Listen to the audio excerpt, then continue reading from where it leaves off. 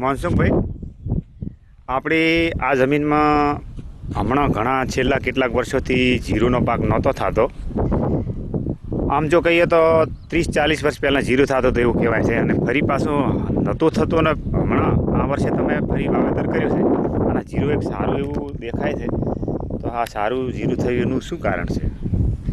ખાસ કરીને તો જે જીરાની જાત બદલાવવામાં આવી એમાં નવું સંશોધન કરીને જે 4 નંબર જીરાની જાત બદલાઈ એમાં જે ચરમીથી આવવાનું મેન કારણ હતું જે અહીં ઠંડુ હવામાન રહેતું ખરી પણ જે ભેજવાળું વધારે રહેતું.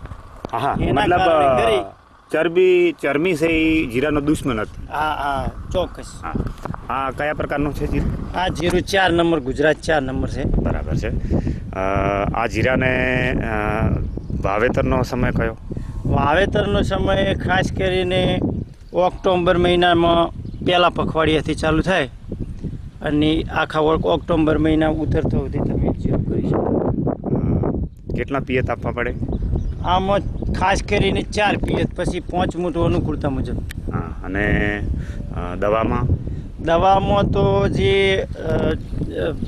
મેલો આવે છે એની છે, અને ચરમી ના આવે એના માટે એક ઇન્ડોફિલ દવા આવે છે, અને જીરાનો જે છોડ છે એ કુમળાઈ વધારે ના જાય એના માટે અમે વિકાસની દવા ભેળવી અને ત્રણેયનો મિક્સ કરી અને 4 છંટકાવ 45 થી 90 દિવસમાં 15 દિવસના અંતરે કરવામાં આવે છે.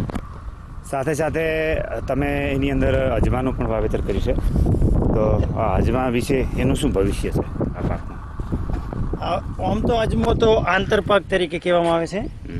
એટલે અજમો જે જીરું નીંદણનું કાર્ય થતું હોય ત્યારે આછો અંદર નોખી દેવામાં આવે તો જીરું જ્યારે પાક એનો તૈયાર બની જાય પછી અજમાને એક પિયત આપવાથી અજમાનો આંતરપાક તરીકે ઉપયોગ થઈ જાય.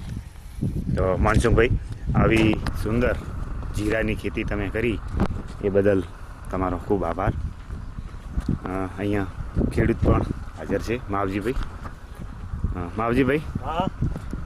તમે સરસ મજાનું જીરું અહીંયા વાવ્યું છે, તો તમને પણ આનું સારું એવું ઉત્પાદન પણ મળશે.